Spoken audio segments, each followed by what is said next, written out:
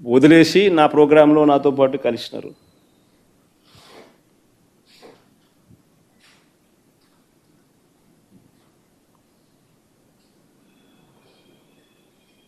ఆ ప్రోగ్రాముకు పోయినందుకు 5 కేసులు పెట్టినారు. 5 కేసులు పెట్టినారు, 20 మందిని అరెస్ట్ చేసినారు. రైతుల కోసం, రైతుల తరఫున, రైతులకు సంఘీభావం తెలపడం కోసం పోయిన ప్రోగ్రాం.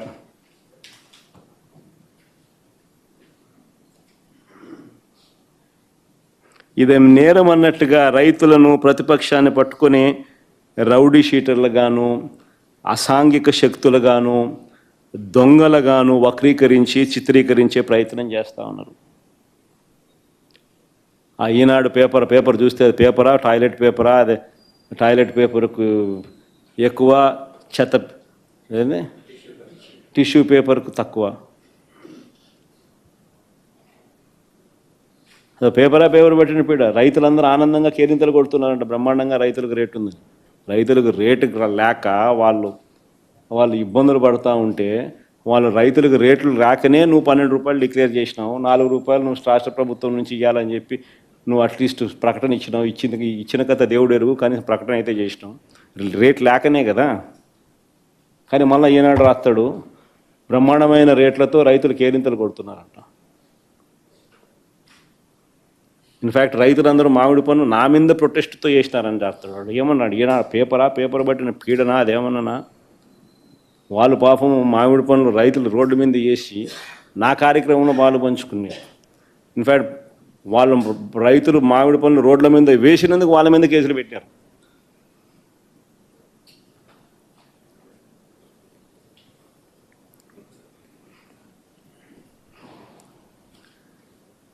ఇకపై రాష్ట్రంలో తమకు అన్యాయం జరిగిందని చెప్పి రోడ్డెక్కే పరిస్థితి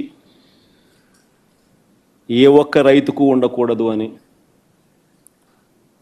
రాష్ట్రంలో తమకు అన్యాయం జరిగిందని చెప్పి రోడ్డెక్కే పరిస్థితి ఏ యొక్క నిరుద్యోగ యువకుడికి కానీ, చదువుకుంటున్న ఫీజు రీయింబర్స్మెంట్ పొందుతున్న పిల్లలకు కానీ ఏ ఒక్కరికి ఆ హక్కు ఉండకూడదని, రాష్ట్రంలో తమకు అన్యాయం జరిగిందని రోడ్డెక్కే పరిస్థితి ఏ ఒక్క ఉద్యోగికి ఉండకూడదని, ఏ ఒక్క మహిళకు ఉండకూడదని,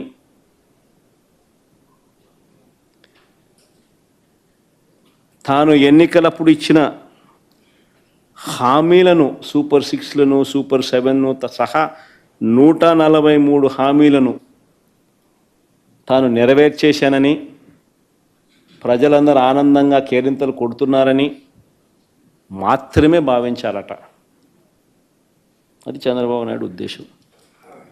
లేదు, కాదు, కుదరదు, ఇది మోసము, అన్యాయము అని ఎవరైనా ప్రశ్నిస్తే తప్పుడు కేసులు,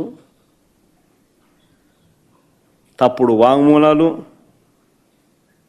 వెంటనే వక్రీకరణలు.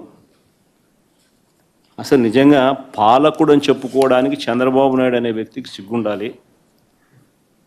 పత్రికలు, టీవీలు అని చెప్పుకునేదానికి ఈ ఎల్లో మీడియాకు సిగ్గుండాలి.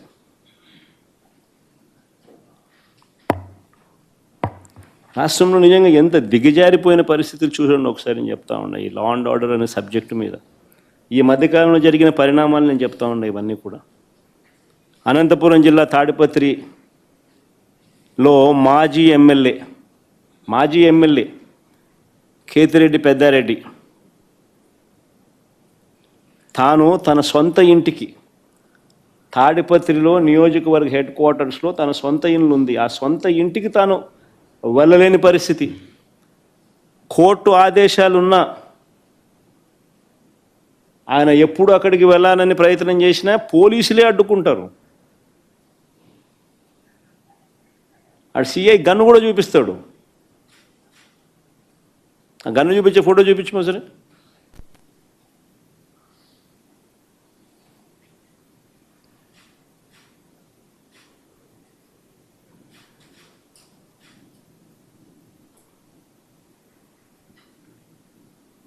బీహార్లో ఉన్నామా, లేకపోతే ఏ రాష్ట్రంలో ఉన్నాము, ఆటవిక రాజ్యంలో ఉన్నాము అనేది నిజంగా చంద్రబాబు నాయుడు అనే వ్యక్తి నిజంగా తనను తను ప్రశ్నించుకోవాలా. ఒక ఎమ్మెల్యే తన సొంత ఇంటికి తాలూకా హెడ్ క్వార్టర్స్లో ఒక మాజీ ఎమ్మెల్యే